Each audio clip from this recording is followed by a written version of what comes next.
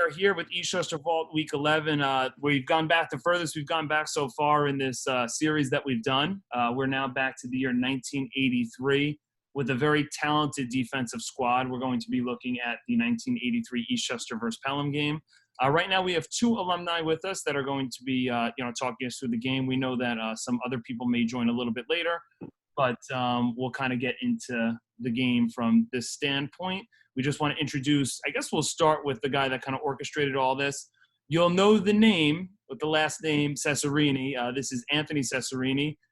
He is the father of three former Eastchester football players. Back in 1983, he was the starting fullback. He was number 35, and he was a senior. You were a captain, I believe?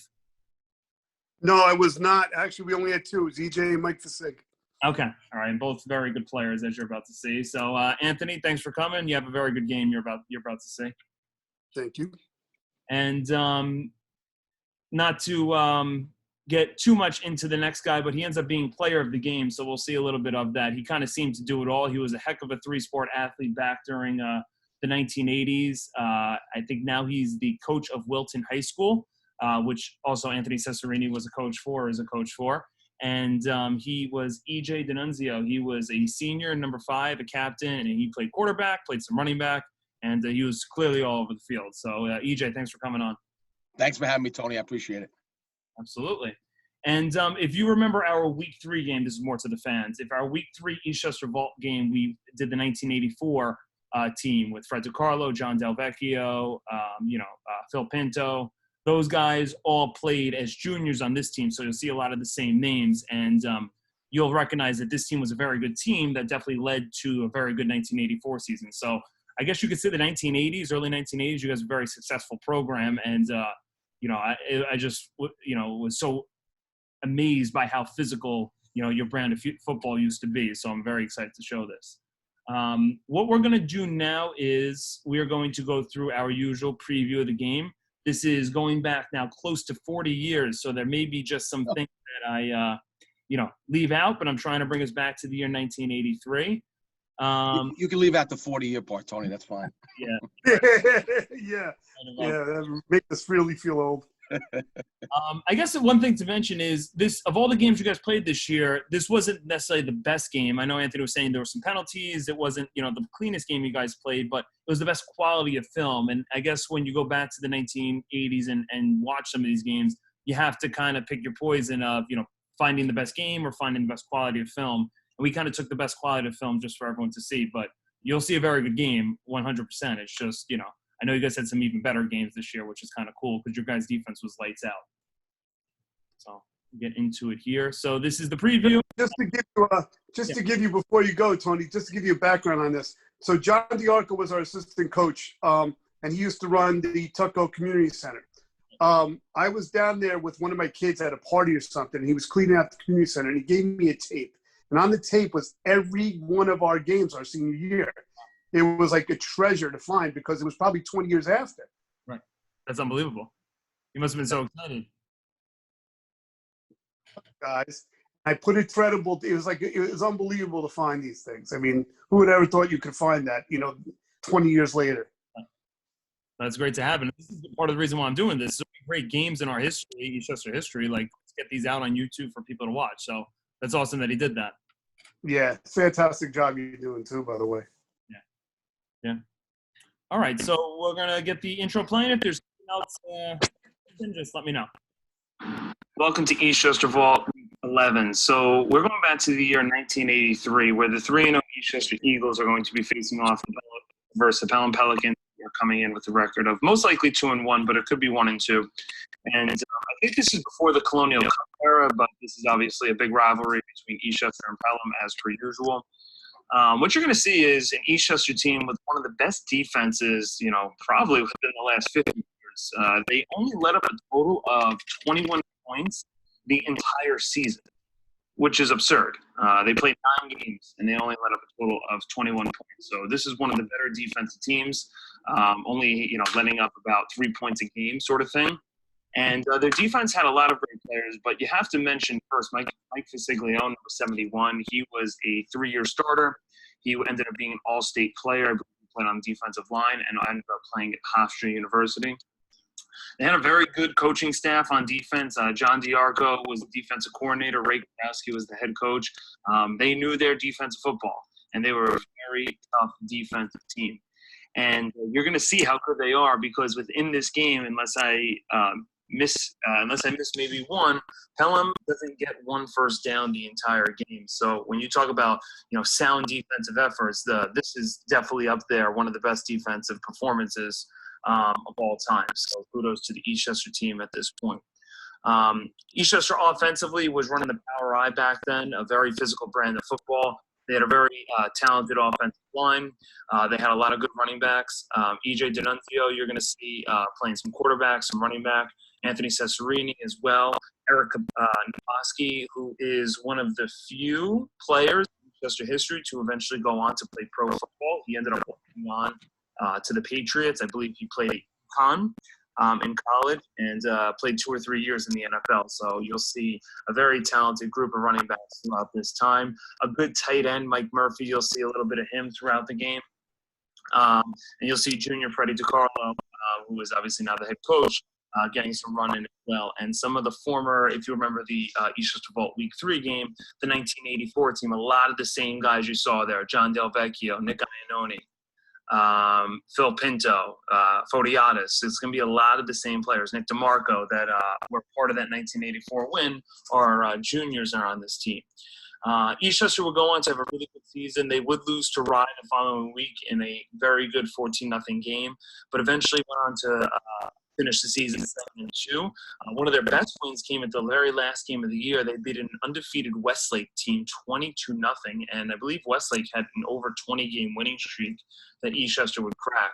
Unfortunately, we don't have good quality of that film, but that was a very big win in Eastchester history to give the 83 Eagles a 7-2 record and a very successful season. And then eventually the following year, they'd have a huge bowl championship win in 1984. So in a lot of ways, this team set up that 1984 team. So without further ado, we're going to now premiere Eastchester Vault Week 11, Eastchester versus Pelham, 1983. Enjoy. All right, how'd I do? What I missed? What could we add? That was fantastic, Tony. Great job. I talked to Anthony, so he helped me out a little. Yeah, good job, man. You had everything there. Oh, you know what, Tony? The only thing I wanted to add, our coaching staff, our first-year line coach was a young Lou Dorenzo. That's right. Oh, boy. So That's right. First coaching job right out of college. That's unbelievable. So he's gonna, for those, for the fans watching, he's gonna go on and have an unbelievable career at New Rochelle, winning a couple state championships. So it's good to have him on for the first time. That's unbelievable. What a staff, honestly. Yeah. What a coaching staff. And Ridiculous. you guys were particularly well prepared. So for the not so big plays, we're just gonna keep it muted. So let's see here, and then we'll kind of run it through or whatever.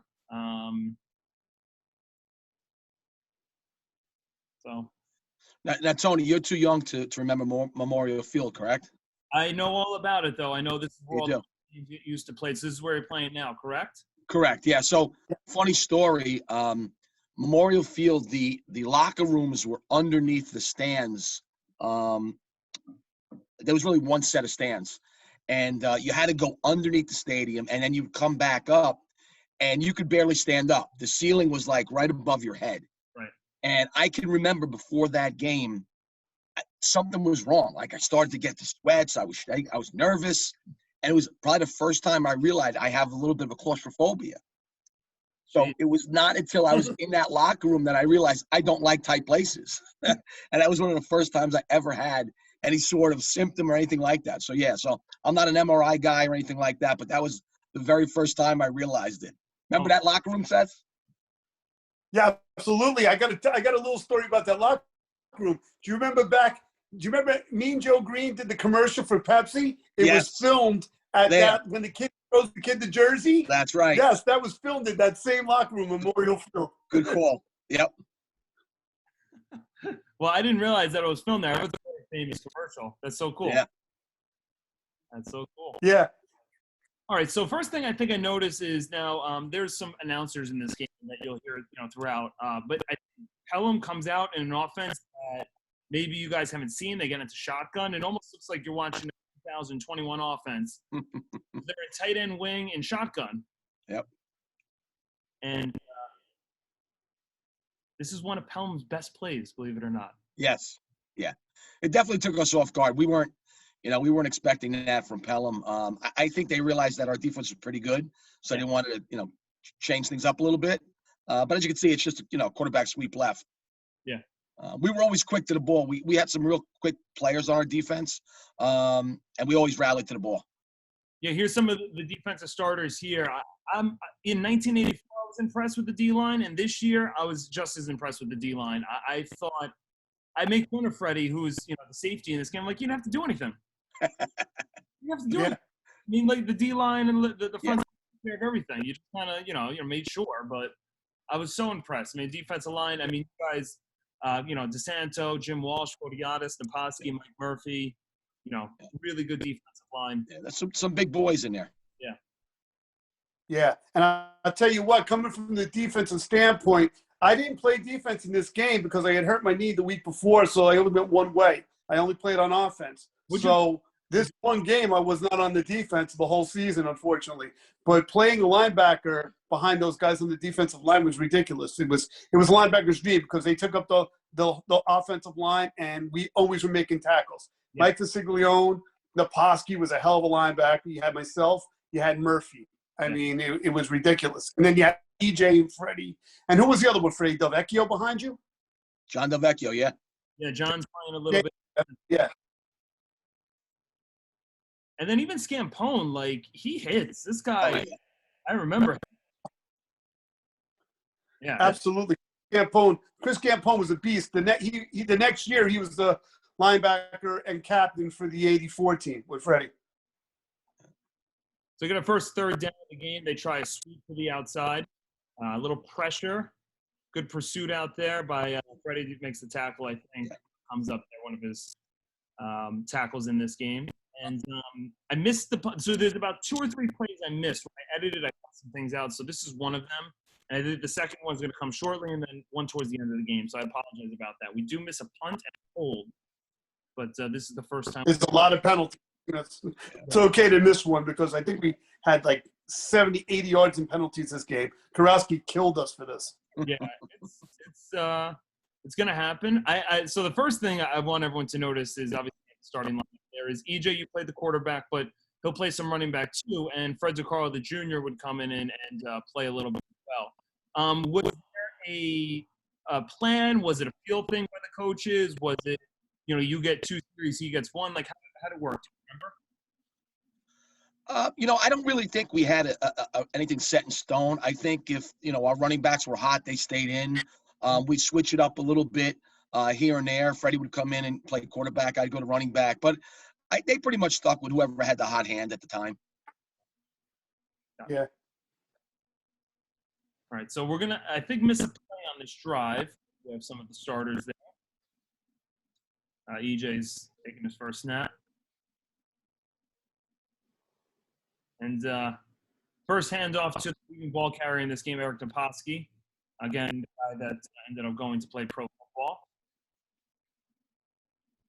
So with the offensive line, I noticed you guys, that was just part of your cadence. You guys would stand up and then go. I mean, I haven't seen that maybe ever, but it seems like a thing that both. That's an old Dallas Cowboy thing. The Dallas Cowboys used to do that back in the 70s. I don't know. That's where they got it from. I don't know if it was Louis Lorenzo who came up with this or Karowski, but yeah, a lot of people see these films and they can't believe they're doing that. I guarantee, you ready for this? I guarantee if you did this in 2021, the defensive line, the other team would go off sides about 4 times. Right? Absolutely. Maybe that's why. You know who still does this?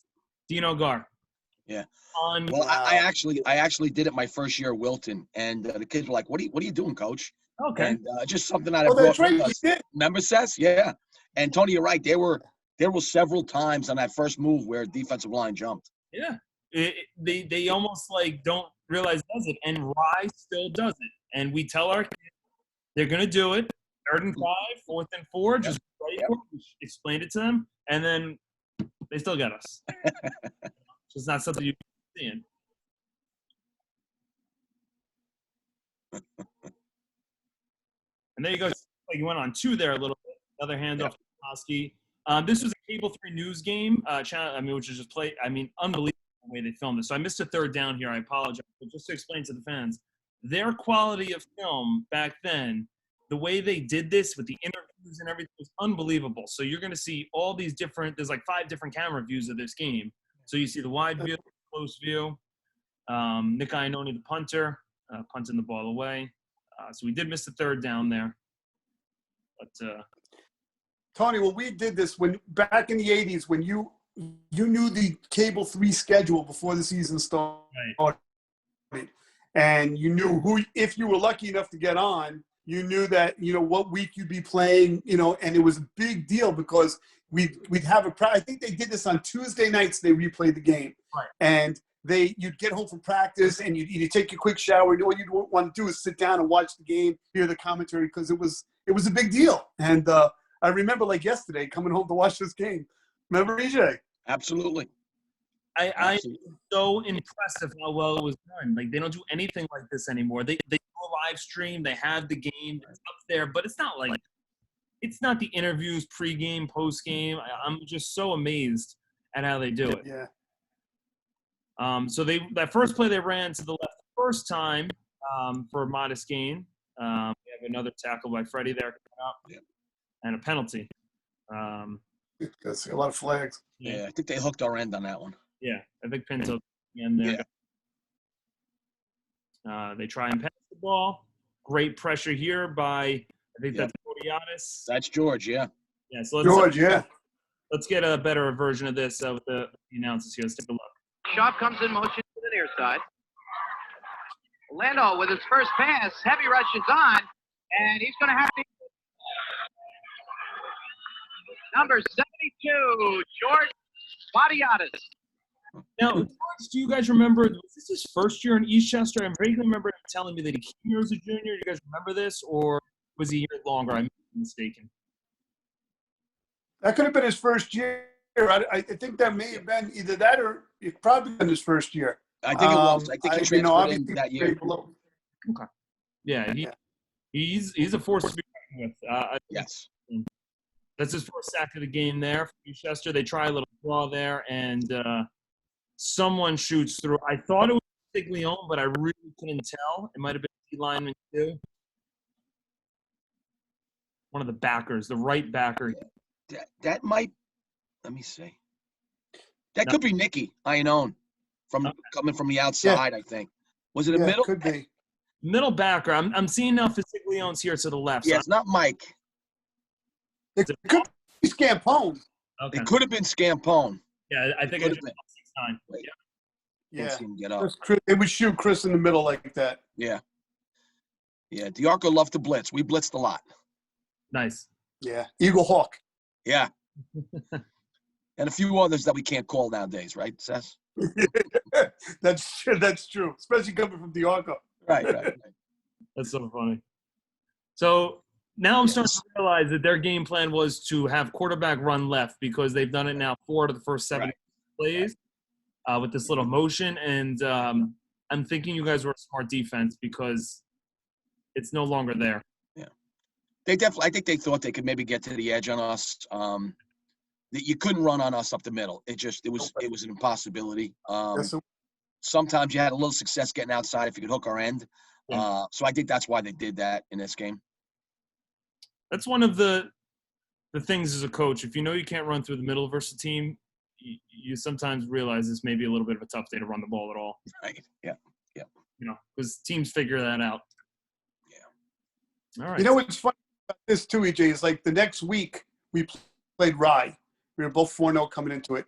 And Rye beat us by running up the middle, which was almost an impossibility. Correct. It's too bad we don't have that tape. That kid just ate us up the middle. Yep. I don't know why, but he must have caused something in the film. Nice power there by 25 Naposki, 5 yards up the middle. Yep. And I'll tell you, for the most part, Eric was big and powerful. Yeah, for the most part, if you ask Anthony and Eric, I mean, all we really had to do was just run the ball. The holes were there. All you had to do was just find a hole, just run through it and hang on to the ball. Yeah. Our line was real good that year. Yeah, talk about linemen. So I know I saw Nick DeMarco. I know Fisiglione's on it. Just give me all the names here. Let's give some credit to these guys. Do you remember? Number 77, the center, Unfortunately, Bob Santucci, who's passed away, was a great center. We had Mike Vasig and Tommy DeMarco on the guards. Fuddy Pinto, and I believe EJ, Jimmy Walsh. Yeah, I think it was Jimmy. So I think George might have played a little bit, but I think it was mainly Jimmy Walsh at tackle. Yep. And then you had Del Vecchio playing a little receiver, and Tony Vac at tight end, and Murphy. And Murphy, of course. Yeah. Great game. The funny thing about Bob Santucci being center was, so Bob was a big boy for high school. He had what was he coming in at, about 250, 260? Easy, right? Yeah, I could see it. But Bob had a very low center of gravity. So in order to get the snap from him, I had to get all the way up and under him. And sometimes I would be slow coming out of that. And Bob was like, "It's okay, just ride me up." So once we got the hang of it, it was okay. But it was fun in the beginning of the year trying to get the snap and getting out of there quick enough. Yeah, Bob worked hard. We ran a lot of 31-32, which was me up the middle, and Bob would clear that hole up the middle, man. It was only 5 yards, 5 or 6 yard gain. I mean, it was just he would move people. He was a strong boy, yes, no doubt. We're going to see some of those fullback dives, 31-32s coming up shortly here. There's the first one. Yep.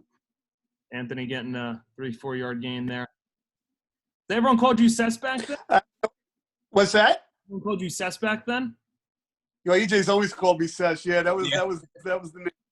It's funny too because as a fullback in the power I mean, I was like a guard in the backfield. I did mostly blocking, but I got my 6 or 7 carries a game, which was always I was very happy to get. But in a fullback in a power I, you're basically a guard coming out of the backfield, which I liked. I liked to block. I think you got another one there on a 3rd and 2. Tough to see with the angle here. Looks like you ride it up for a first down. Yeah, I'm seeing. Yeah, we pick it up there. Yeah. Tucci's big. What was really nice about our coaching staff, and especially Coach Karowski, was offensively, he gave us some liberty. He gave me some liberty, at least, and I think he gave Freddie some liberty as well.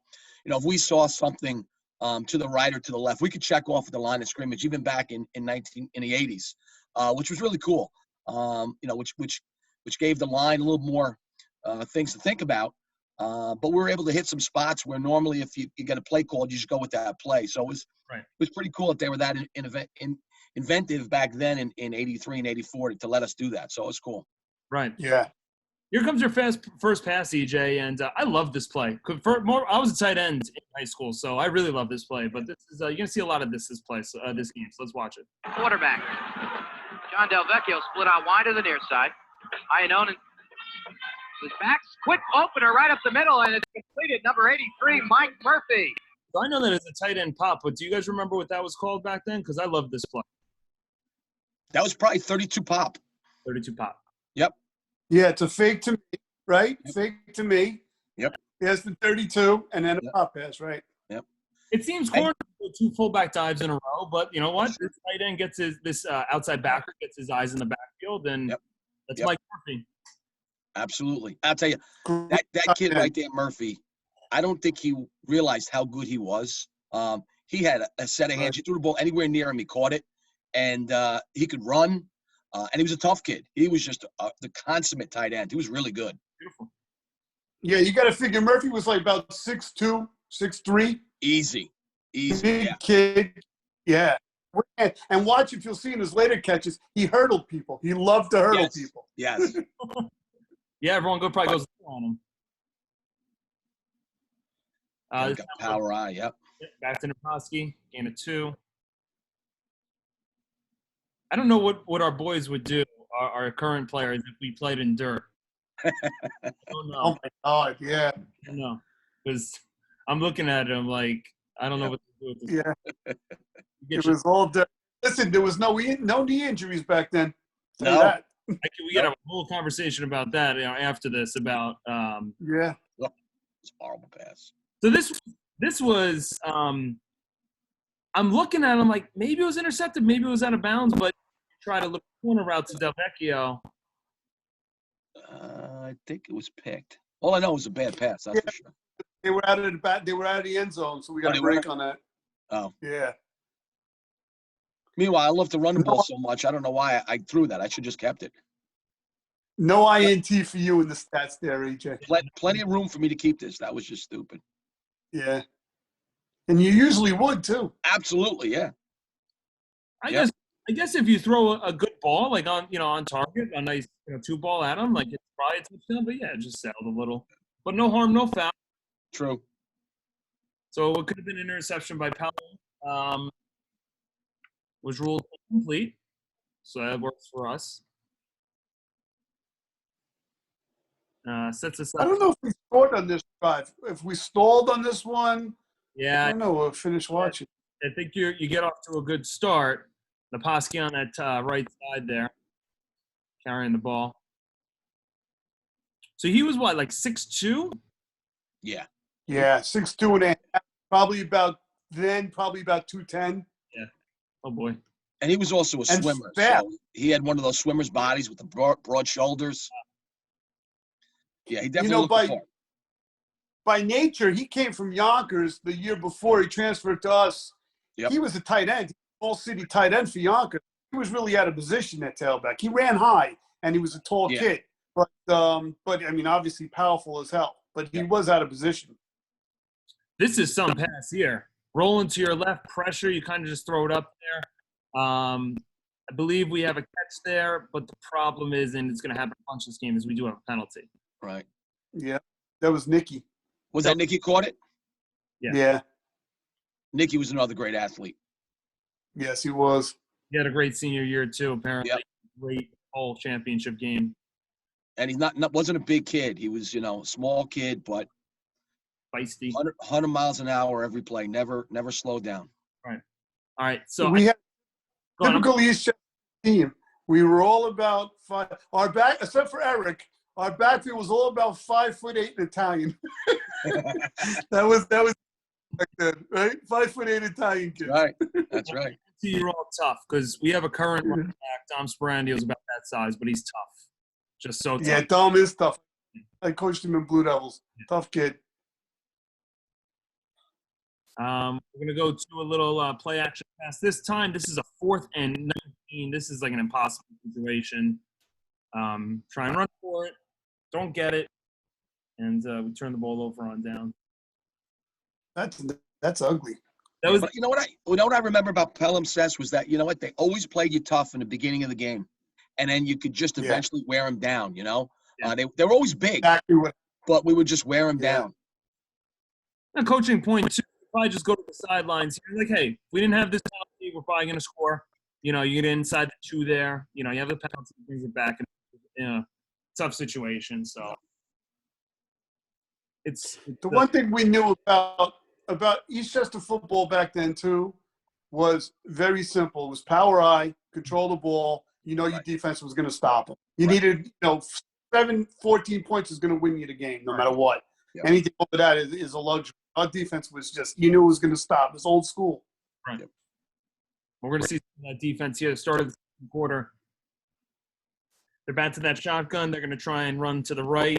And I mean, this is unbelievable.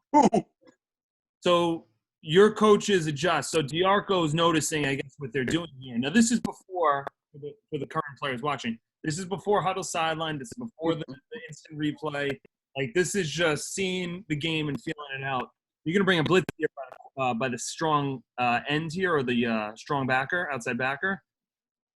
And he doesn't make the tackle, but he disrupts the game like a shot. I don't know who that was, but he was coming hard. I think it was Nicky, I think. That could have been Scampone again. Was 69. It? That was Chris. Yep. They would shoot Chris out of a cannon. And I'm thinking this is the last time we see this play from Pelham. You bring up a good point. The kids nowadays with the huddle and everything. But, I talk to my kids all the time about having a football acumen. This team back in the 80s, we would come off the field and we would communicate with coach. We'd say, listen, they're doing this, or, their line is doing that. And we would get together. We'd talk about it. We'd figure it out. And as you said, to your point, we did that in the first quarter of the game. And that's what we would do. We knew football, and we studied it. So it showed. I think one of the things that I would like to work on as a coach myself is I sometimes get glued to my iPad. And when I sometimes just got to put it down and just talk to the players and what they're seeing out there. Because sometimes, not that the film lies, but it's like you want to hear what they're seeing and what they're going through out there. And it's important information that, it's really well said because I make that mistake too. I mean, this defensive line is just unbelievable. They try a sweep to the outside. They're not even trying to run inside. No. And I think you guys are getting that sense here. But when a D tackle moves through, makes a play like this in the backfield. Okay, you're both two offensive minds. I know you both. Mm-hmm. Now, if you're running against us right now and you're Pelham, what would you do? What would you adjust to? What could you do? I would try to slow you down a little bit. I'm going to try to screen you, maybe some draws. Yeah. Maybe even a reverse if you're going to over pursue. But, this defense is coming so hard. I got to try to figure out something to slow you down. Yeah. It's going to seem boring, but I try and, let's pretend like we're back in the 80s. Now I'm trying to run the ball right at you because even though I run the ball right at you, you may be 1 or 2 yards in a cloud of dust as opposed to these 7-8 yard losses. These 7-8 yard losses are drive killers. Mm-hmm. Yeah, absolutely. 5, and get a third down completion or something, you're giving yourself a better chance. This is third and now 30 almost. So, Coach, can you see? Look, I want you, if you could play that back again. I don't know who it is, but look at the stance on our defensive tackle. Who I don't know who it is, but he's not a big person. But look how low he is. Oh, this four. Yeah, and he shoots off the ball like a cannon. Right. Yeah, I'm watching him. Boom, he's in the backfield almost. Who was that? 54. Oh, that might have been Basso, Ant. Oh, it's a Basso. Yeah, that might have been Basso. Yeah. They would switch him in. I forgot about that. That might have been him. We had some athletes, man. We had some guys who came off the bench who would have started on other teams. Yes. Yep. And this is a good throw and catch by Pelham, but again, it's third and close to 24, 25. So this is, this is a good trade-off for our defense and going to force another punt. And now we're going to see our offense start to get going and just finishing drives here. So I think it's the third drive of the game coming up. And I noticed back, just watching some 80s football the last, few weeks, a few less possessions than, now. I feel like you don't have as many possessions as you would in like this day and age because, the running, it's just typical. So I feel like the games go a lot quicker sort of thing. Yeah, it was all ball control. If you look, this game too, but I was on this same tape, I had us against Nanuet, EJ, when we played them. We had drives that would go 80 yards and last 7-8 minutes. Yeah. I mean, It's just how it was played back. Right. Yep. It's like almost unheard of now. Yeah. All right, so here we go. EJ's still a quarterback. Hand off to Naposki. That's not Naposki. This is okay. So was it Tony Avellino? Tony Avellino. Yeah. Oh, big Tony Avellino coming out of the off the bench. Yeah. Wow. Hey, just for a tidbit on Tony Avellino, if Anthony ever watches this, Anthony Avellino is now the top brain surgeon in Seattle. Good friend of Ben Carson. Unbelievable. Really? Yep. Top brain surgeon in Seattle area. Unbelievable. Well, here's an 8-yard run by Tony here. Yep. Blocks up the left side. I think it was a pancake it could have been you, Anthony, one of the backs out of the backfields. So who was next to you in the power eye? Was it Iannone? Yeah. Yes. Okay. Nicky was the 2-back. Fullback was the 3-back. Naposki was the 4-back. Yep. We're down up here. Quarterback sneak with 6-yard gain. Yeah, that was another one where if there was no nose, anybody over the center, I would just call up my number and then me and Bob would go. Right. Mm-hmm. No one else sort of knew sort of thing. Right. Time another handoff. Might have been Avellino, I'm not sure. That was you, Seth, leading that charge there. Nice job blocking. Yeah. Like I said, I used to love leading through. He always got that linebacker defensive end. You could just lay him out. All right, second down coming. Love this jump cut here by Naposki. Yeah. Oh, he had skills. Crazy skills. Hand off to him. He kind of jumps out and gets upfield. Nothing pretty, but 4 yards. You don't want to. There was nothing there. Nothing. Call that. I could say, EJ, I would probably say, other than you, probably I think it was in the Woodlands game, not the Woodlands game, the Ardsley game when you had those big runs. We were pretty much a 6, 7, 8 yard carry kind of team, 5 yards, not like busted big runs, just going down the field. Yep. Ball control. Yep. Yeah, ball. And that helps your defense, you know? Oh, absolutely. Yep. So we try a little out route here. I think this is to Delvecchio on a little comeback, or it might be it was Delvecchio, yeah. just sailed it a little bit. Again, John Delvecchio has the big bowl game touchdown winner That's from right. So Eastchester Vault fans know him. And a kind of similar route to what he ran in the bowl championship. That's right. That's exactly right. That was a screen. They read that screen really well. Yeah, this is a good playmaker play here. So let's go back to this. So you run a looks like a halfback screen. Yep. And I agree with you. This is not there. The end's there. So you remember just kind of like taking off and trying to get what you could? Yep, that was it. I'm going to tell you exactly what that play was. That was a fullback screen to me. If you run it back, I bust out here. EJ sees they must have picked me up. So when we used to run the watch, I fake it. I'm going out here for the screen. Obviously, they must have covered me, and you ran with it, EJ. Yeah, it looks like looks like we had one to the left and you to the right. It looked like we had two guys out. Yeah, two guys. Yeah. Yeah, it looks like it's a setup for both ways. Tap in is a triple screen, so. Yeah. Maybe one of us didn't do the right thing on that play. That could be. I don't mean you, either me. I don't think both of us were supposed to be out for screens, but. All right, so I'm not sure the down and distance. Might be third down, might be fourth down. And we do that little pop pass to Murphy. Yeah, look at that. Look, you heard him. Murphy, man. Nice pass, Ed. It's hard to screw up a little 4-yard pass. That was around the money. A lot of hand. I don't know. This is tough. I mean, like, just you gotta fake the handoff, and then you gotta kind of just take it in through here. It's tough to really get your eyes up, but Well, the offside backer there actually was sliding over, and if you watch it, he almost gets there to put a hand on it. He read it pretty well. See him? Oh, he does the middle. Yeah. He just got there a little late. 81. Yep. And if you look, the fake on the 31 to me, maybe a great fake, I might add. Draws the inside linebacker right in, opens up the backside. See, he comes into me. Boom.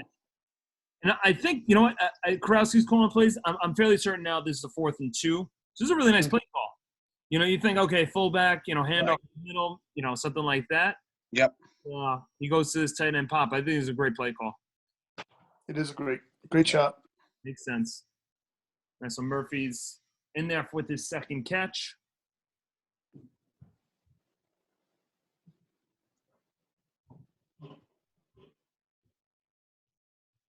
Back to the power eye. Eric. Yep. Yeah, I love his lean. Weight going forward here. 5-yard gain. Yeah. Had a little caravan there. That was nice. Gets it inside the 5.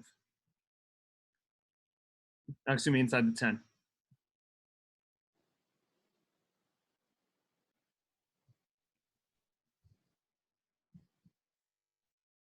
Good surge up the right side there. Gets it to the 6-yard line. Who's your right tackle there? Is that Pinto?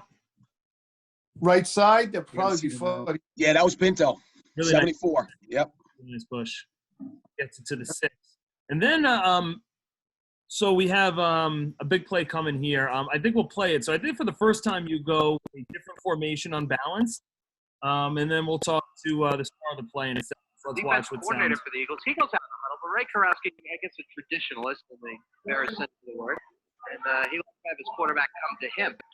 So Dinunzio now with 3rd down and 3 from the 6-yard line. On the pitch, 35 is Cesarini, and in he goes. All right, talk to me, Anthony. Tell me through the play. I know you had some good things to say about your left guard, but this is a really cool play. First time. Yeah. This was a play we practiced a lot. I think if we ran this 3 times all year, it was a lot. But it came into the huddle. I think we had a timeout prior to this. And EJ came into the huddle and said, this one should go assess. And we ran this play on balance right. we got our offside guard, not the unbound. I think the Siglione pulls from the left side as well. Yeah. And if you watch the block he makes perfect. Guy cut off the block. There's nobody there. Great block. Let's watch this left guard here. This is a really good block off the corner. That's the Siglione. Watch that block. Oh. Boom. Knocks that into tomorrow. It was wide open. That's a good feeling as a running back. You just see the block in your face. And that's one of those things, Coach, where, right now with Huddle, and we're kind of spoiled because we get to watch, however many games. But back then, coaches had to go and watch teams play. Okay. Yeah. So that was a perfect example of our coaching staff had seen Pelham, scouted them, and they knew that when they saw an overload to one side or the other, any unbalanced, they kind of like overreacted. And their shift was so drastic, and that's why we went the other way, and it was wide open. It was actually a great call, right? Unbalanced, they shift down. Yep. You go to the left side, there's nobody there. There's one block on the linebacker. If Slick makes it wide open. Right. I remember making the turn, and I was like, there's nobody. The guy gets to tackle me in the back of the end zone. I have no idea. That was weird. He might not know where he was on the field. Yeah. What's amazing is you run this unbalanced formation. I think it's the first time you run it this game. And it's the coaches well scouted because watch, you're seeing their D-line here. If you just watch their D-line, the kids recognize it. Yep. They recognize it and they shift. So usually when you go end over on balance, the first time in a game, you're trying to get a play to the strength. Right. Coach is like, okay, here we go. And if you look for a minute, you'll notice I'm trying to take my time. Yeah. Because sometimes when you're unbalanced and you run to the unbalanced, you want to get there and snap it. Right. Here, I'm waiting for them to start the shift. So you see, I look around a little bit, and now I'm saying, all right, let's go. We got it. Right. That's the game within a game stuff I love about football. Yeah. It's a little thing, EJ. You're not rushing. You realize what you want them to do. And now, I don't know, 30-something years ago, you're looking like, okay, now let's run the play. And you probably like, this is a wide open thing because to me it looked open, displayed a very good block here.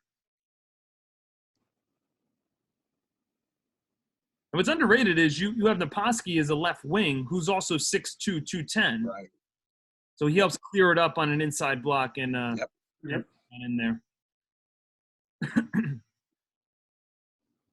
It's one thing about the backs on that team. Everyone blocked for each other. Whoever had the ball, the other guy was always going to block for him. Well, they had a pretty good crowd there, too. Oh, yeah, that was a big game. Table 3 game was a big game. I forgot they showed this angle here. Yeah. Now, Ant, I'm gonna say this. You look like Nicky here. Yeah. Not so much Mike. Mike had a different running style. But Mike is a different body type, more speed. Mike is a totally different beast. Yeah. Nicky's definitely a little more like me. This is if you put Nicky in, 2016 running the ball, this is what I say. It's funny. It is funny. So there's a couple of things that I cut out here. 2 minutes of a penalty by Pelham, a timeout, and we don't have enough guys on the field. So we decide here to go for 2. So let's take a look here. And this is just, I believe, right at your football. We'll have it for the 2-point conversion from the 1.5-yard line. Naposki and Iannone are the setbacks. They give the ball to Naposki. He dives over, and he's in. Good boy. Love the classic just jump over the line thing. I don't teams don't do we don't do that anymore because we're not under center as much, but I love seeing that still. That's big. Gets us a nice 8-0 lead with a good defense. And was this your only night game this year too? Probably. What do you think? Yeah. That's a big deal back then. We're spoiled now in this generation to play all these night games. I remember my year 2007 was the cusp of starting to play some more night games, but it was still an honor. Right. This, I'm sure a big deal back then, even added more to it. Yeah, like I said, Cable 3 was your game. You knew you were under the lights. I was the only one. I think the only other team that had lights, we played them the year before, was Brewster. Brewster had lights up there back then. That's right. So now Pelham takes out a page out of your playbook. They run unbalanced left formation. Now, I figured this was coming. They got to try and just run up the middle or something because it wasn't working to the outside. They try a little fullback dive, and they get 2 yards in a cloud of dust, I think, unless there was a fumble. Because it was a tough play to really see what happened. Same formation. Looked like a little inside trap. I think they're in negative yards right now, right? Yeah, they yeah, 100%. After the tackles for losses and the sacks. Yeah. They end up handing the ball off to the running back here, and I'm thinking this is Fasiglione, just Yeah, it was. running back. It's like a brick wall. Yep. Oh, Right there. Mike, man, he was unbelievable. he went on to play at Hofstra, right? Yeah. Yeah. Mike was a 3-year starter. He played 10th, 11th, and 12th middle linebacker. And the funny thing about Mike is he wasn't that big.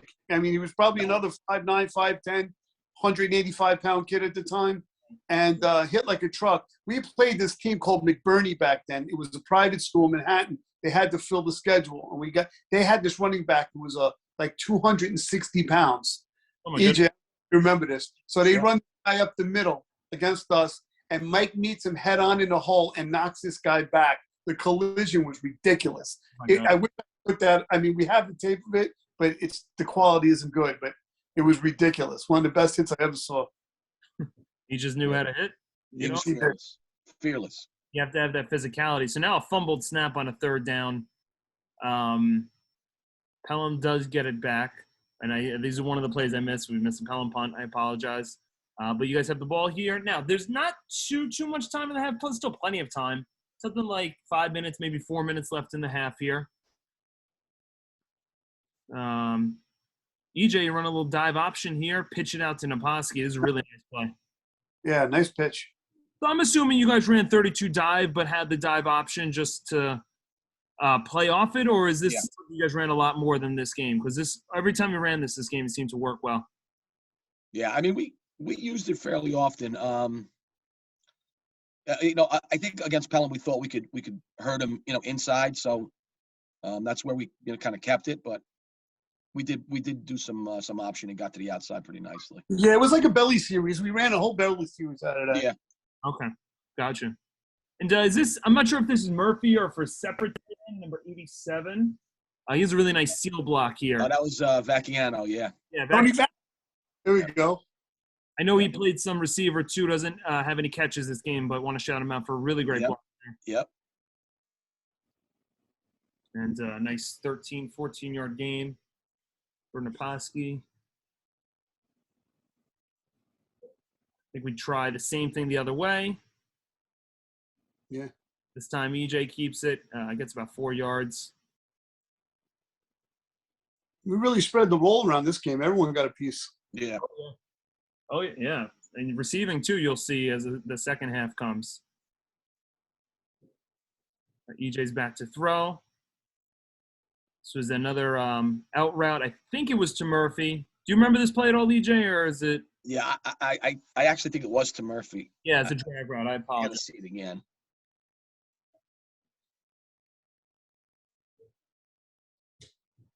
Yeah, it was. We had two guys in kind of the same. Yeah, area, Delvecchio there too. Yeah. Maybe like a fade and a drag that just kind of Yeah. got caught up. All right, so this is the first time Freddie comes in now. You went to running back usually now? Usually, yes. Yeah, I would come out and Eric and EJ would be east-west. Yep. And they do a little bubble screen. This is looking like a little 2020-esque. Yep.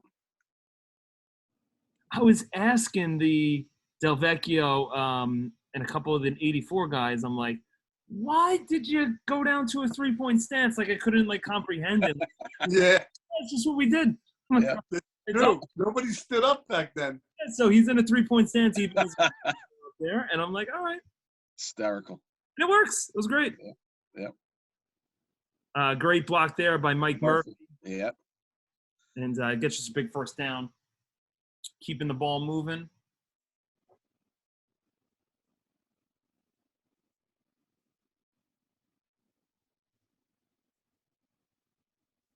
Freddie's jersey's nice and clean there. Yeah. Nice toss play to the boundary there to Naposki. Getting the ball inside.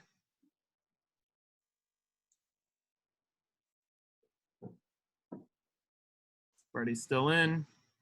Drops back to pass. Great protection from the O-line. Freddie showing off his speed. Good pass to Iannone. Nice cutback. Looks like he was just about to go that one tap. Yeah. Really nice place. Let's go back to that here. O-line protection's real good.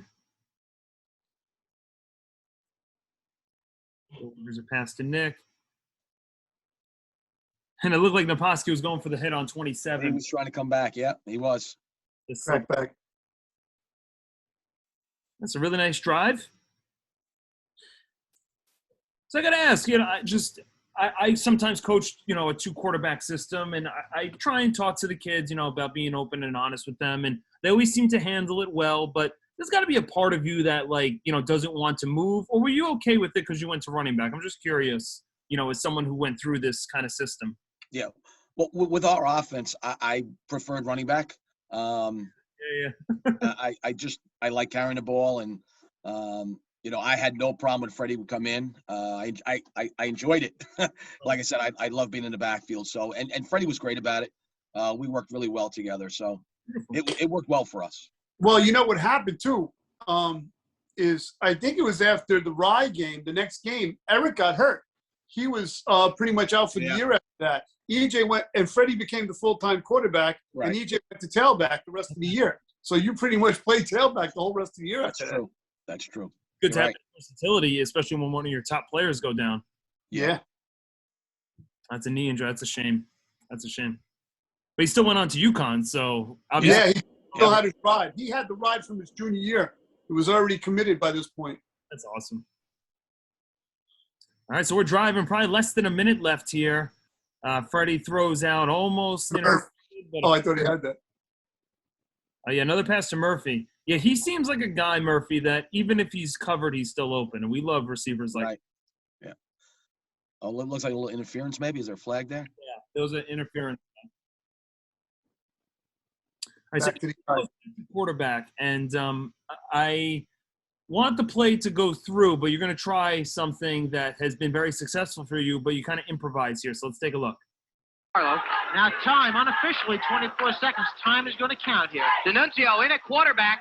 He's going to take it himself. Cuts to the inside. He's in the end zone. Nice run by E.J. Dinunzio. Had no one open in the end zone. Took it himself. And it is a 9-yard touchdown run for the senior. And the Eagles go up 14. So when I saw this play, EJ, I'm like, oh, he just, this was a design rollout. But that's not it at all. Right. It was another pop pass again. You can see that linebacker just sitting there. So. Okay, so you see this backer sitting there in the window. Yeah, he doesn't come at all. Right. You have to make that quick split decision. Like, I need to roll out here.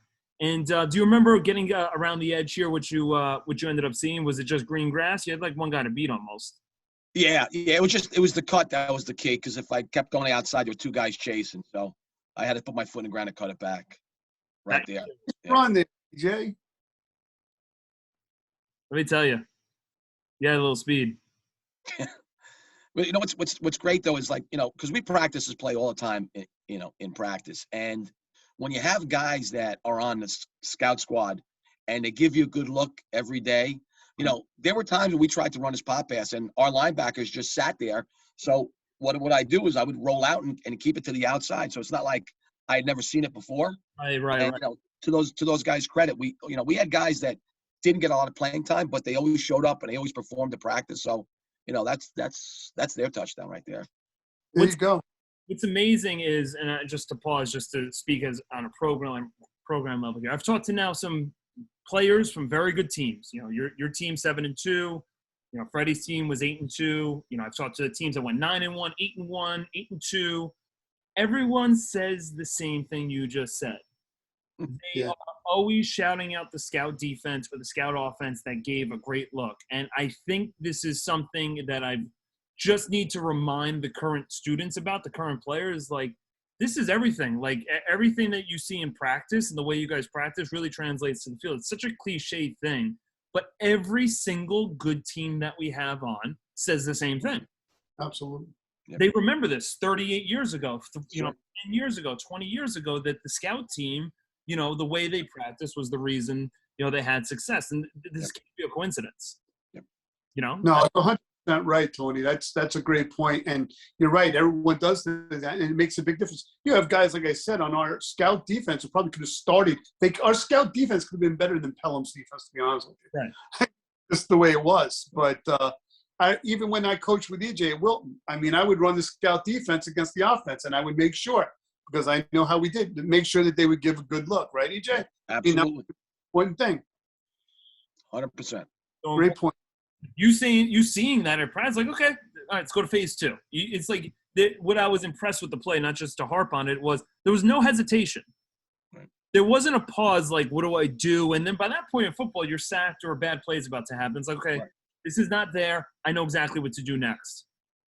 And we're up the field, make a really nice cut, and we go up 14-0, which honestly, in a game that was a little bit tight here, defense is playing well, to go up 15-0 before halftime is crushing probably to Pelham.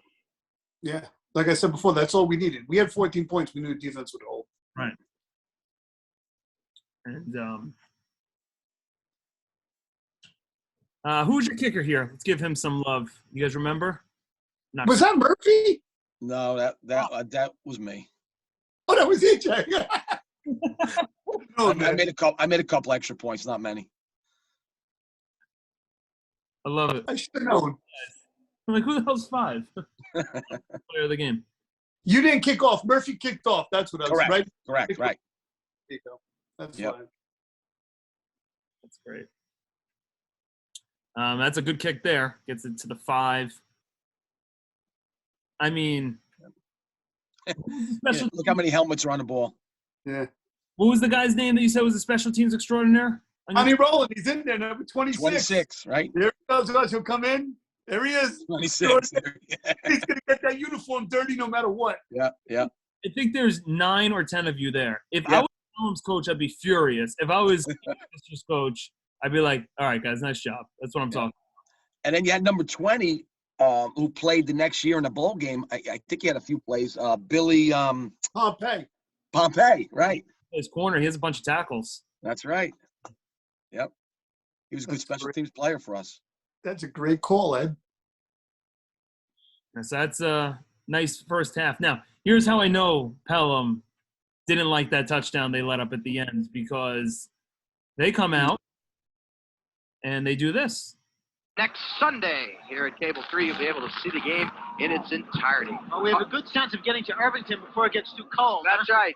Here's an onside kick to start things off, and Pelham's going to come up with a Look at that. Chris Sebikoff, number 27, doing the kicking. His hands up. Now, do you guys remember this play? Or like, oh boy, we're about to go on offense, try and put that touchdown in to put them away, and now you got to, come out on defense. I'm sure frustrating, but you guys remember being a little bit like nervous, like, okay, here we go sort of thing? Because they have great field position now. Never. Definitely not nervous. It was one of those things where we were aggravated that happened. Right. But there was never a doubt that we were going to stop the drive, get the ball back, to be honest with you. Gotcha. Well, here comes their unbalanced left formation. They ran a little bit in the first half, and their quarterback fumbles. Yeah. So after a good play by them, it's now 2nd and 14. They try a little pass over the middle. Not sure who it was for. It might have been a little pop pass of their own to 86. Yeah, they don't have a Murphy. Incomplete pass gets us 3rd and long. Come out with a spread formation, almost a trips formation. And they tried, I don't know. You think the quarterback's a little bit worried about the pressure? A little bit. I love the line, someone just destroys someone. I just again, I don't know. I think this is DeSanto versus the Yeah, Carmine 68. Yeah, Carmine 68. Later in this game, but I just watch the center here versus DeSanto. I love this. Now get off me. Yeah. Quarterback has happy feet, and I'm sure you guys are good with that trade-off there. Now, I see their coach was upset. There might have been a late hit we don't get. Oh. They said it on the broadcast. I try to rewind it and see if we can catch it. But I don't know. Could have been, maybe they thought of pass interference. But listen, your tight end's going out. You chuck him up a little. If he falls, he falls. It's part of the game. Yep. All right, so huge stop for the defense there. Their punt travels to inside the 10. Ainoni gets to the edge. Yep. Run. And it looks like he's going to go. Good Right hustle there. Yeah. there. Nice play. Really nice play. Yeah, I think I was busting his chops after that because I said, how do you let a guy number 75 run you down? I'm sure you did. Yeah, man. That guy's coming. Look at him. He's coming. Yeah. Same guy. Wow. He was moving, that kid. And Nicky was fast. Yeah. Oh, Nicky could run. Oh, yeah. He was like surprised almost. But we do have a penalty that brings us back. Not sure, holding there. So we get Naposki on the handoff here to the right side. Pelham was there for it, though. Not much there, maybe 1 or 2 yards.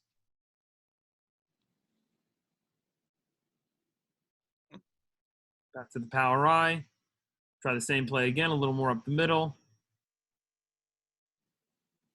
Not much there. Third down coming. EJ tries to throw. Looked like they had the hit. You had a hit here to Nick. And I talk to our players all the time about when you run a hitch or something, to make sure you're not too far inside. This is like one of those there, just a little too far inside that hitch route ends. Yeah, that linebacker made a nice play. Tip your cap. Good punt there. Backing him up.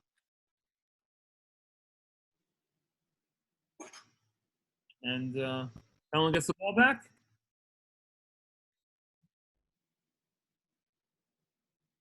It's an unbalanced formation.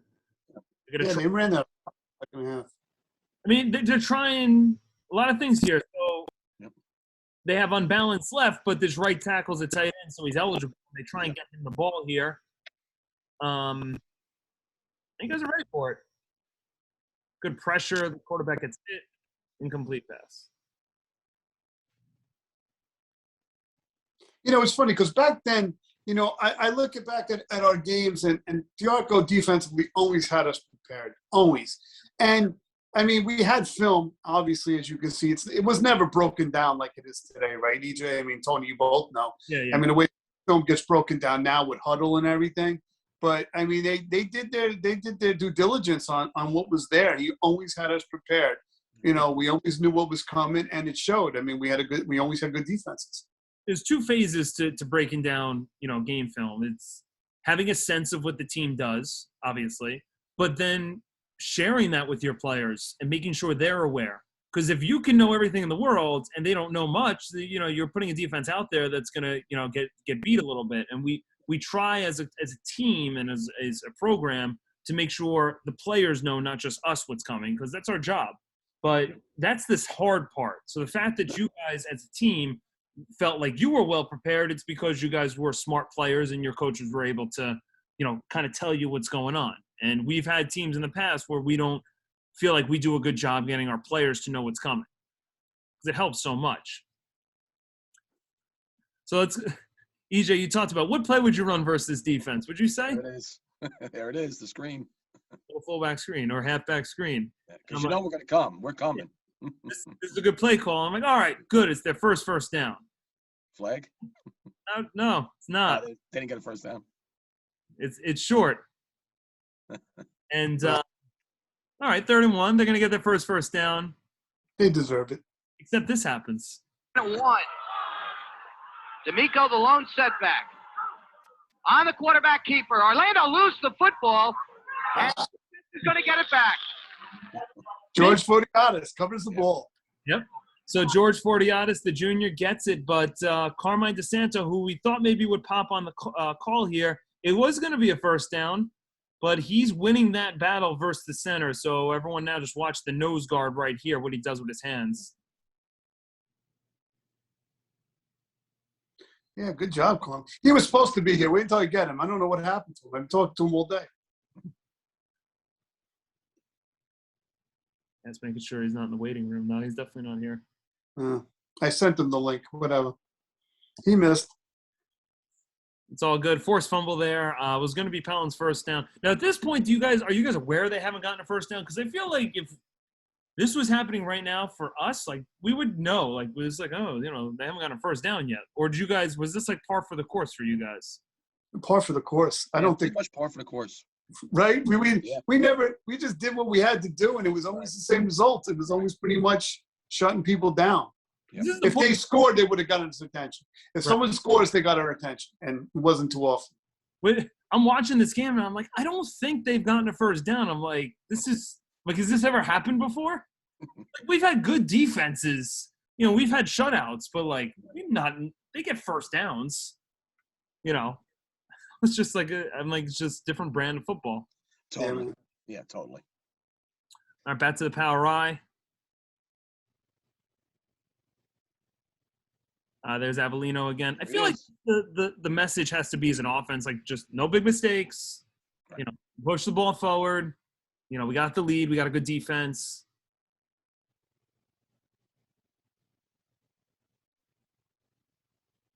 Eric's back in. Yeah. Now it's just control the ball. Just run the ball, run the power line, make it work. We're up 14-0. Nothing fancy. It just is what it is. Old school.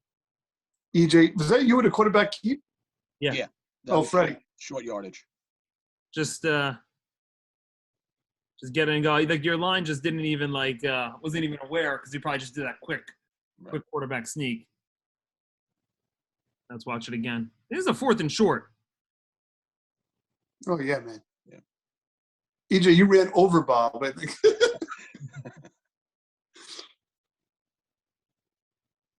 All right. First down.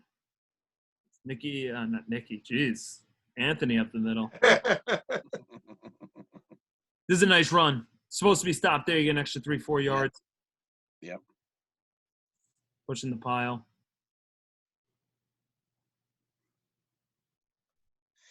And if you were on field level and you looked at both lines, the Pelham line was so much bigger than our line. It wasn't even close. Truth. They were always bigger than us. Yeah. Pelham was always big. Even now, they're always a big team. Yeah, they are. So we're going to watch that play you ran for a touchdown. We're going to run it again. And it's not there, so you go to play 2. Now, this almost becomes play 3 because Murphy comes off here. Pop's not there. I think he breaks to an out. He completed. Yeah, he hit him. I don't know. I might have cut out the other angle of this. The other angle is very good. This was a very tough pass in traffic. I think Murph was smart enough to realize, okay, the pop pass wasn't there, so he saw me roll out, and he just went with me. Yeah. We call this a scramble drill at Eastchester now, but I'm sure you guys, this is just playing ball. This is schoolyard football. Yep. Gets to the sideline. So we have a nice drive brewing here. What a surge up that right side. Yeah, man. A Oh, lot of white shirts. Collapsed it. We know it's Pinto, I think DeMarco, and then you have a tight end. It might be Vacchiano again, or it might be Murphy, I'm not sure. Really cracks down. And then you have 2 backs coming at this poor defensive end. Yeah, man. We destroyed that end, me and Nick. Yeah, that was nice. And the corner just trips Eric there for a nice 10-yard gain. We're going in here too now, I think. We're driving in. Same play. Makes sense. This time they're there.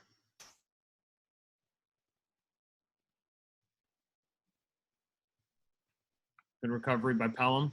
After that 10-yard gain. Second down coming. Now we get a rollout here by To my left. DJ. Pressure. Nice get him. Pressure. Yeah. Boom. All I down. remember that play. So it looked like you got away and you just lost your footing. I did. Yeah. That's got to be a little too much. Yeah, it doesn't even look like anyone gets you in that second push there. It was that rock, EJ. Yeah, that's it. 25-yard line. The damn rock. That puts us into a third and very long. I think they put Freddie in now. Yep. Play action pass, rolling to the right. There was a good pass out over to Mike Murphy. Murphy again, man. He had a big game. Oh, yeah. Great completion. What a penalty. We might have had, I think we might have had a man downfield there. I see a lineman who's like 25 yards downfield. I think that's what it was. Right? You'll see coming onto the dirt. Right. Where is he? Right there. Yeah. DeMarco. DeMarco. Okay, so not too many good plays in the playbook for 3rd and 40. So, and then we fumbled. Ooh.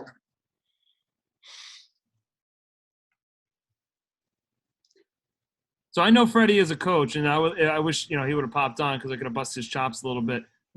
If, as an offensive coordinator, if we had a play where our quarterback, got sacked, and then we had a holding penalty, and then on a 3rd down, my quarterback fumbled the snap, I would have to go to the other sideline and take my headphones off because he'd be screaming at me. Yeah, that's right. Yep. But it's funny now because he's the quarterback, making a boo-boo here. But this drive, unfortunately, I don't think was going anywhere. Didn't go anywhere.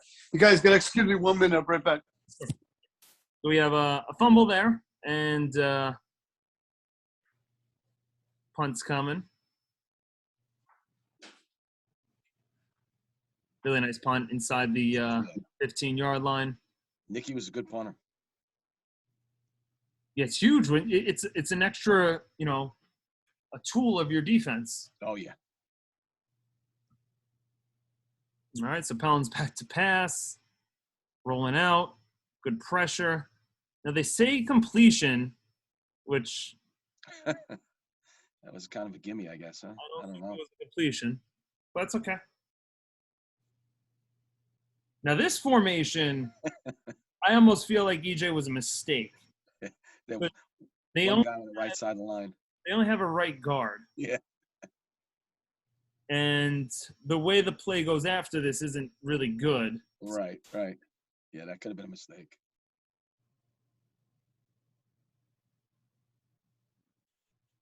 This looks like the correct formation. Yeah.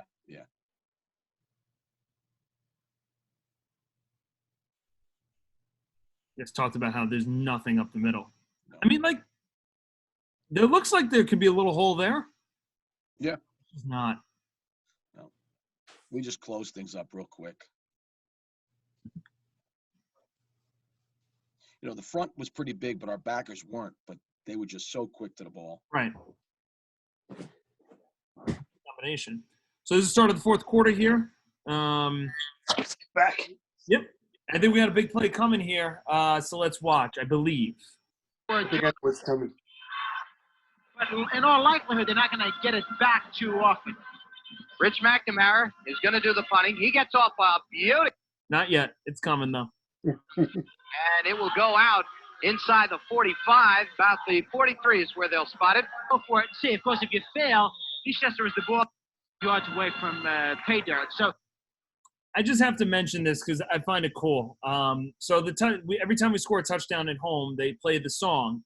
They played the same song, the band, when you guys were playing in the 80s. Yes, they did. They didn't play it as a touchdound song, but I think they just played it as like a regular song. Yeah. It's cool to see that kind of transpire, go through the generations. That is. And I love that song because once that song plays, we've done something good. So, Right. Yeah. Of all time, to be honest. There's our 25 dive ant, big run there.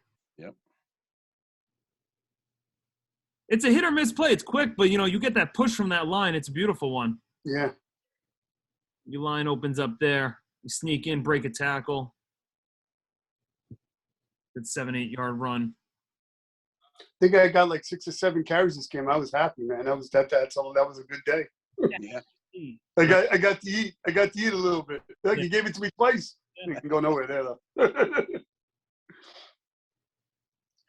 Might have been enough for a first down. If not, we're 3rd and 1 here.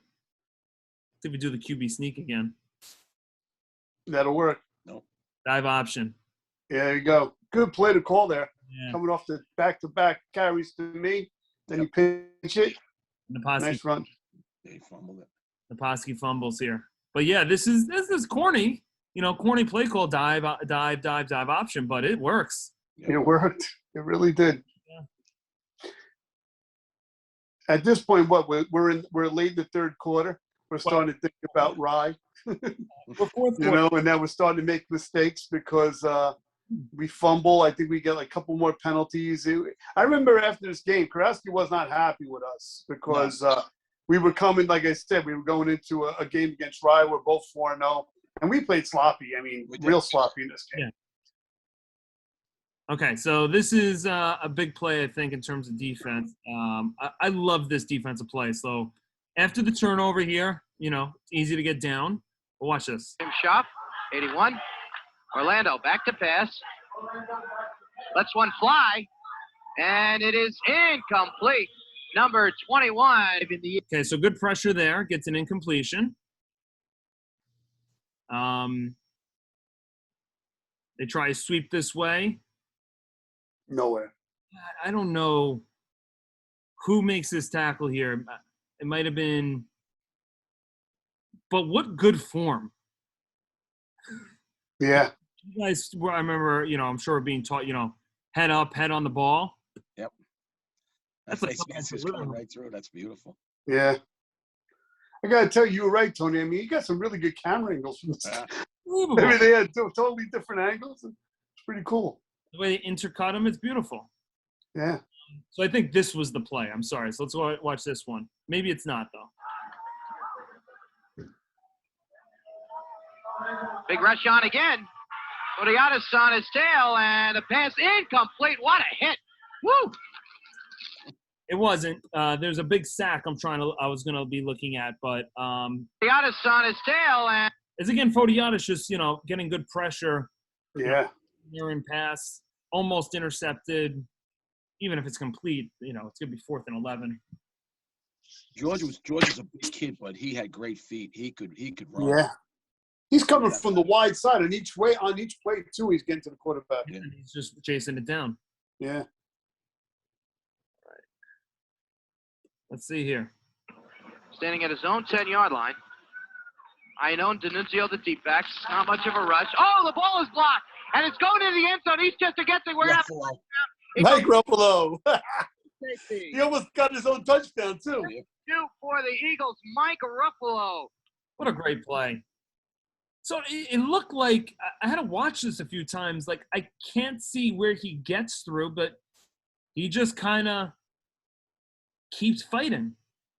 Yeah. He came late. He really did. Yeah. Now, I noticed this. I don't want to say this to ruin it, but I noticed earlier in the game that punter 86 took a good amount of time with the punt. So I couldn't see where Ruffalo came from. He's like one of the linebackers coming in late here. Yes. He delayed blitz. Well, it wasn't a blitz. It's a punt. But he actually, he's a linebacker, middle linebacker. If you watch, he'll sneak in late. Pitter patters. Here it comes right now. Yeah. And I definitely want to shout out whoever this guy here is by the long snapper. Because he gets pressure, opens it up. Yep. And those special team extraordinaires, Mike Ruffalo. These are the guys on the team that make a good team. You know, when don't play as often, make plays like that. It's awesome. And big. I think that guy that you were talking about, Tony, again, was Chris Campone. Yeah. He must have been a real joy to block. That's That's another punting, which is interesting. because it was a safety. Yeah. So they had to. Do they still do that? They have to punt You it. can pick off from after a safety. Okay, back then you had to punt it. Right. You just kick it from further back, and I was amazed how good the punt was.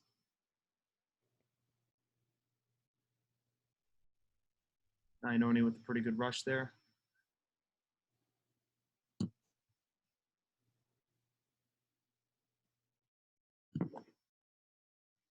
Another East penalty. West, so Freddie should be a quarterback, yeah.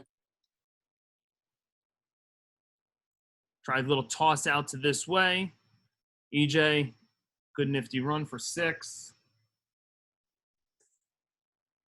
But there's the penalty. It was ugly.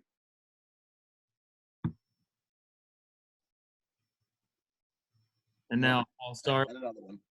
Wow. I wonder why he beat us up after this game.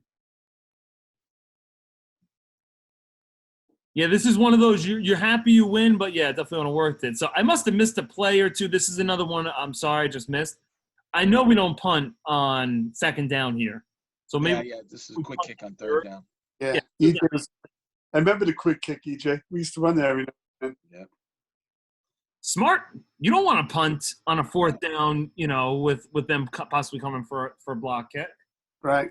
Respect that call there. You're up 17. Trust the defense here. Yeah. Yep.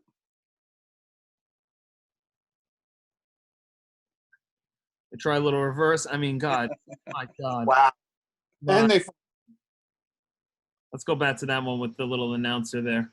That's a great play. I mean, it is a good play. And the ball is going to be down at the 40-yard line. We tell them Tuesday nights. The game comes on extra points, so you're going to have to watch it Thursday nights. Thursday night, Okay, all right. Thursday and Saturday and Sunday. Don't miss it. All right, there's another loose ball. Race for it, and I believe the Eagles going to get it back. I think that was just sitting on the blade. I gave Naposki the forced fumble, but it could have been any of the 3 guys, to be honest. And it looked like it was recovered by Murphy there. Signal that Pelham got the fumble. They give Pelham the signal they got it, but eventually we do come out of it. Yeah. And we get the ball back. Now, this is an interesting thing that I was surprised to see. There was no – all right, so in 2020, 21, we're not going to run it up. We're probably going to put our second group in and run out the ball, and that's it. But it didn't seem like it happened here. No. And I noticed the same thing when I did the Eastchester Vault for 1992-93 season. They didn't take the starters out, really. No. So, we didn't get taken out. And, I'm going to tell you, it's funny because Karowski got called out on this. We ended up going down the field, and we end up scoring here and on this drive, and he got beat up for running up the score. yeah, I was surprised, to be honest, but the announcers were saying that it was a tiebreaker thing. I was like, okay, maybe their point differential. So I was just surprised. Yeah. But different brand, football back then a little bit. And, it was just he says, if you look at the tape, Tony, at the end, they do the extra points where they interview Karowski. Yeah. He said, I didn't even know, I wasn't even looking at the clock. I was just worried about making us, which I think is probably wasn't true. But so we're going to see here Freddie DiCarlo throw a little out route to John Del Vecchio. He'll become very famous in their 1984 bowl game. I was going to say, that's the future of things to come there. That's it. That's the route, the throw to the left. I was like, yeah, see? That's cool. Now, Freddie watches all of these. I'm going to ask Freddie, who's not here, what would you say to yourself up 17-0 with less than 5 minutes left, throw an interception? You can, because I know he'll watch this. You can text me when you get your answer. Yeah, that's Good. fantastic. Our quarterback does this. One, I'm probably fired as an offensive play caller. Our quarterback's going to be in huge trouble. So I would love to know his opinion on this. And maybe this is why he doesn't do this, because that was scary. And I'd like to ask Karowski why you're throwing the ball in the fourth quarter when you're up 17. He didn't know the time. No, that's right. So he says. There's only 10 minutes left in the fourth quarter. If this. Yeah. Right. Yeah, and it's not like you're giving him an easy throw. He's throwing across the field from one hash to the sideline on an out route. Yeah. Not a little hitch route. No. What would your defense do if they ran back a pick six there? Yeah. You know what the funny thing is, though? is that our defense had the mindset Right back of in the game then. they love being on the field. You know, they would never want a turnover, but they'd be like, all right, let's go. You know, Yeah. let's go back to work. More football. Yep. That's funny. So I'll give Pelham a little light. And the truth of the matter is, everyone was going both ways pretty much too. The same offense was coming back on defense, right? Right, EJ? Most of us went both ways. Sure. Yep. This is Eric Naposki. They try a little slant at him from the tight end position, knocks it away. Almost intercepted himself.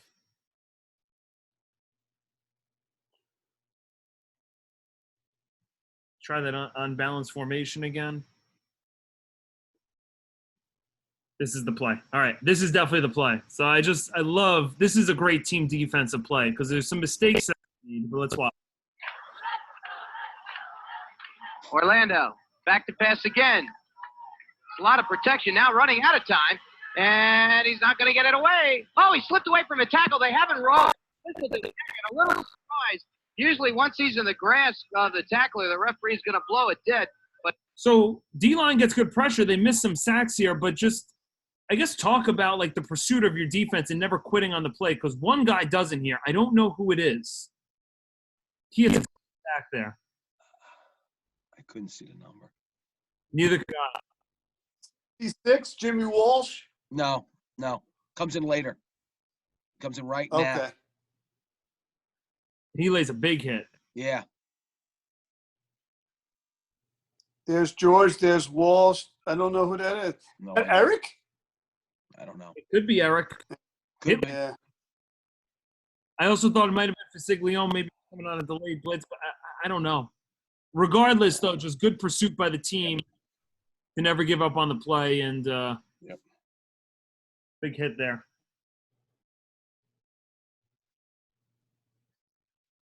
You know what's funny is watching this, I hate to say it, 38 years later, and you still feel, like I remember this like it was yesterday. And not only that, I give so much credit to the coaches and what a great job they did. I mean, this was an incredible defense. Unbelievable defense. And this pursuit is something else. Right. Freddie Koski's there. I mean, they're not getting anything. That's great. They got a punt from their own end zone. Down 17. They're throwing in the white towel. Almost blocked again. Yeah. Okay. So this is actually it might have been touched. Yeah. It might have been touched. Defense probably don't mind, honestly. Probably like 5 minutes. Oh, yeah. Fourth quarter.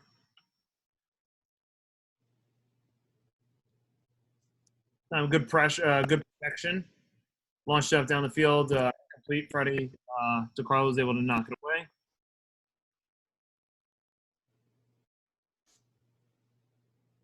I got to say, Pelham's really tried to run a lot of different things. They tried running inside, outside, just a complete defense. And this was the play that I laughed at. So I'll unmute this one. I think it was a third or fourth down. But I think it's this one. Completion. 3rd and 10. Orlando flips it to the near side. And again, the Eagles defense right on the play. The coverage has been unbelievable. I don't know if you could hear there was a coach or a fan just like, there's no one open. It's just like they're trying to wide receiver double pass. They're trying. They're doing everything they can. You guys are a good defense. And I just love that, like, it's just sound tackle, Basso. Who was it? Yeah. Corner, right? Arthur Basso? Yeah. 54. And Freddie comes in first right here. Yeah. And then Artie cleans it up. The nice sound tackle.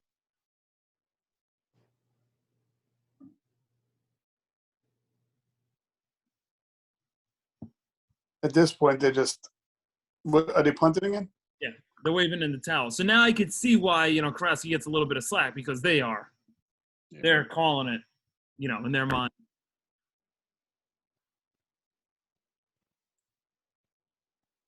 Another good return. Yeah. He's shifty, Iannone. Very shifty. Yeah, I mean, it's like you said, though, we're up 17-0 right now with 5 minutes left. He's got all the starters in. Yep. Yeah. Yep. Starter Anthony Cesarini. I think that's your 8th carry there. Maybe 7th. Yeah. I got a little something.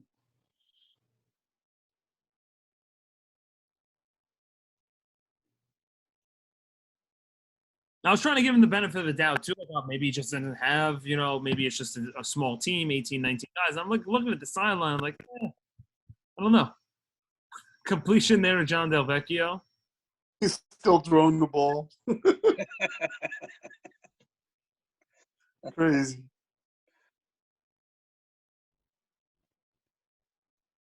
And again.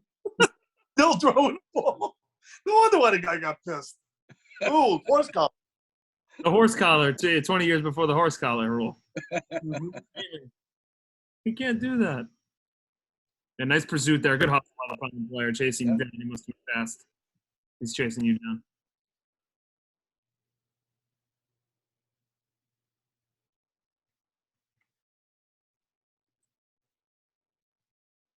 So, yeah, we go in here, I think. Yeah. I think we actually run it, though. We don't throw it. Eric, I think Eric gets one, too. Does Eric get this? Yeah, I think Eric gets so. one here. So, again, this might have been the 4th play I missed. I apologize. There might have been something that got you or a penalty that I missed. When I was editing the game, it was just so tough to see because they do instant replay. So you guys goal line here. And with not much time left, Eric's going to run it in. Quarterback. Hands the ball off. Naposki is in the end zone.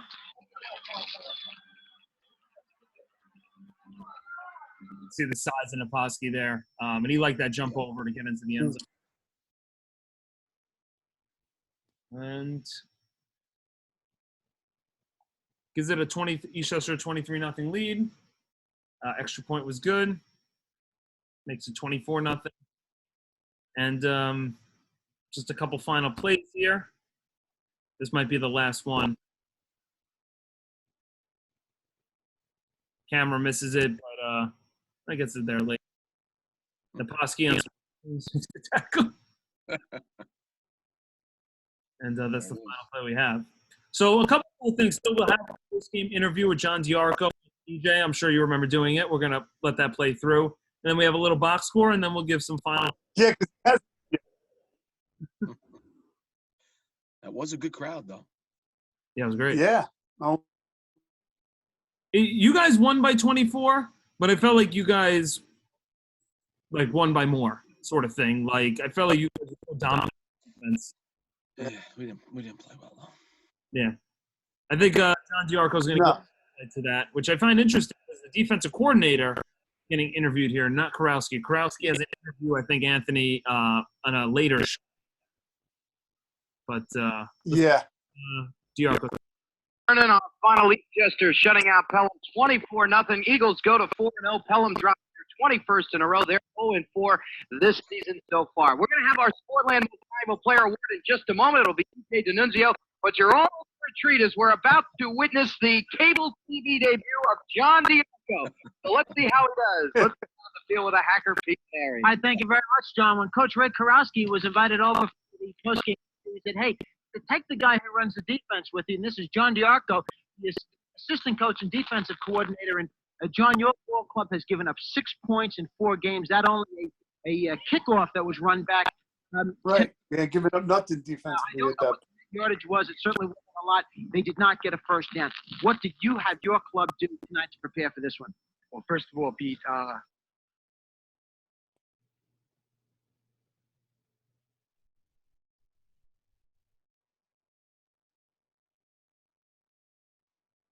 Did we lose the sound or is it me? Oh, sorry. we used a lot of different looks. There you go. There we go. But primarily, I think mentally we were prepared to play Pelham and to play him tough. And we were ready for him mentally, and everything else just fell into place.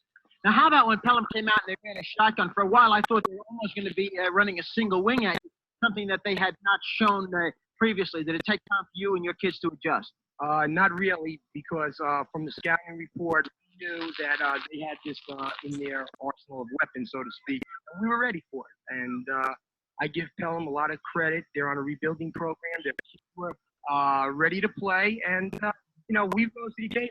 We were also ready to play. But we had him very well scouted. Our JV coaches do an excellent job each week in, week out, scouting our opposition. Now you've got Rye next week in a matchup of two undefeated teams. What are you going to look for? A hell of a good ball game, I hope. Rye's tough. Eastchester's tough. It'll be the best show in town next week at our place.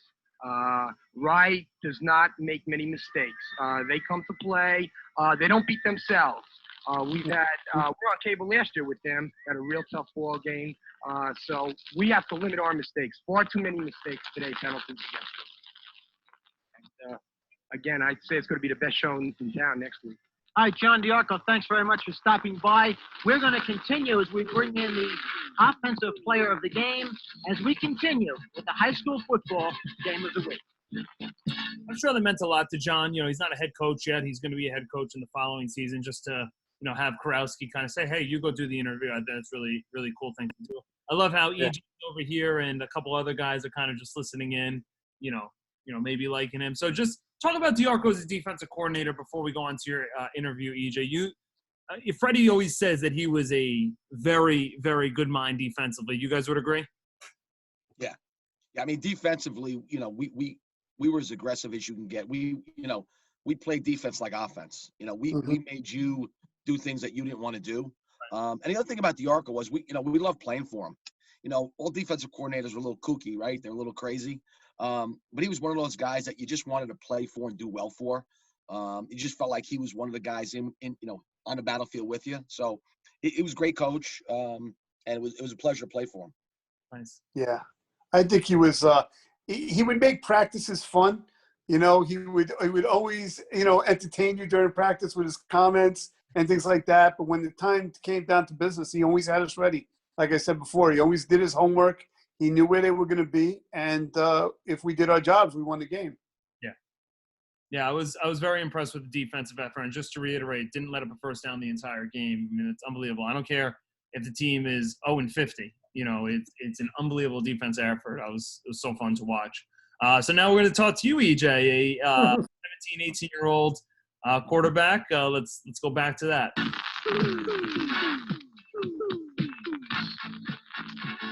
Offensive player of the ball game, that E.J. Dinunzio, number 5. You saw him playing a running back position.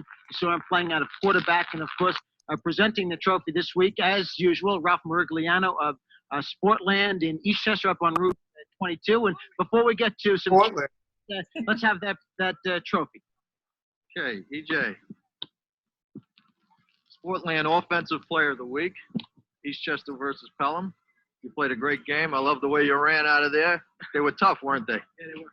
They were real tough. Yeah. You played a great game. Here's a trophy. I hope I give you a few more. Okay, thank you, Ralph.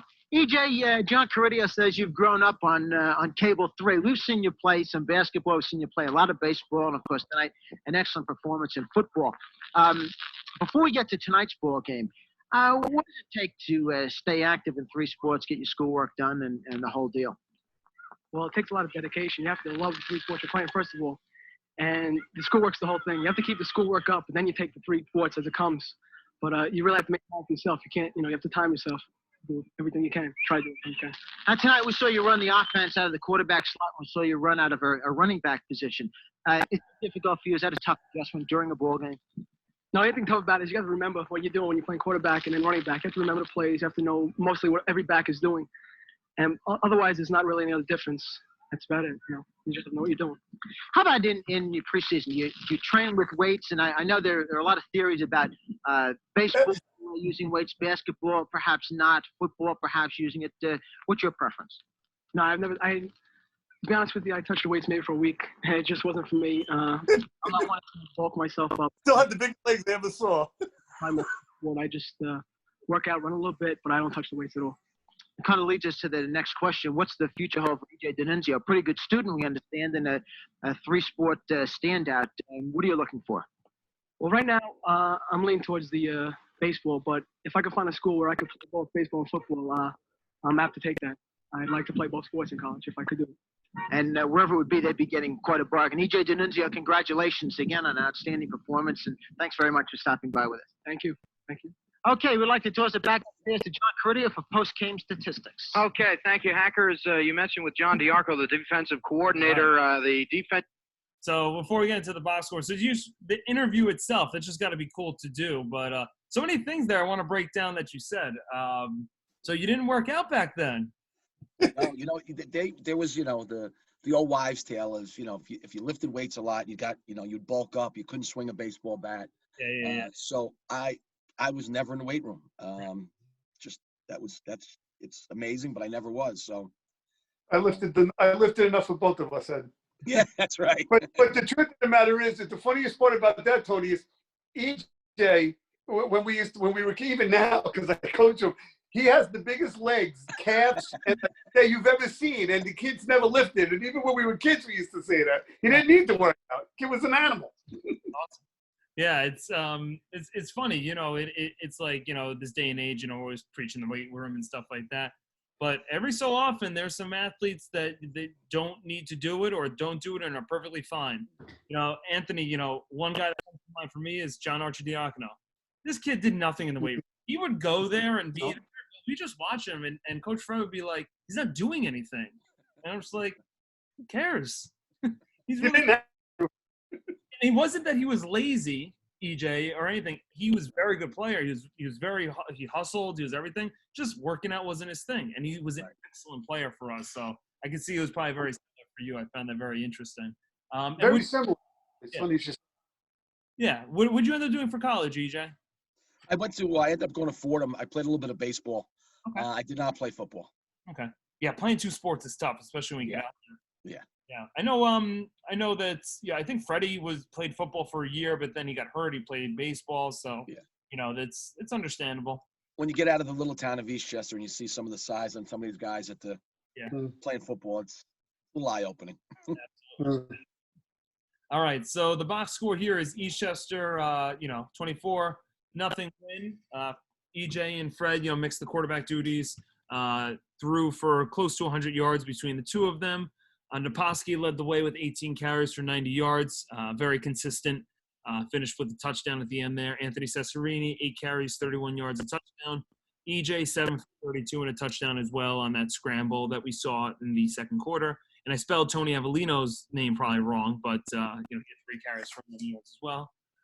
The big tight end, Mike Murphy, 3 receptions for 43 yards. Del Vecchio and Einone, the juniors, ended up having 2 receptions each. And I didn't do the tackles. It was very tough for me to kind of see sometimes, but there's a lot of names up there. Naposki had the forced fumble and a pass deflection. Mike Ruffalo had that block punt for a safety. Big play by him there, number 32. Fodiatis had a sack. Scampone had a sack. There was a forced fumble by Carmine DeSanto. Mike Murphy had a fumble recovery. Freddie DiCarlo had a pass deflection. And there was also a sack. We don't know who. It might have been Naposki. It might have been someone else that we saw in the fourth quarter. So I didn't know who credit to that for. But that's pretty much the box score. And I guess at this point, we'll just kind of give some final thoughts on the game, the season, what you guys want to say. It's completely open to you guys before we finish up here. And thank you both for coming on. You guys were great, and we made it the best of it with just the 3 of us. You guys were a very, very good group. Go ahead, Sess. Age before beauty. Go ahead.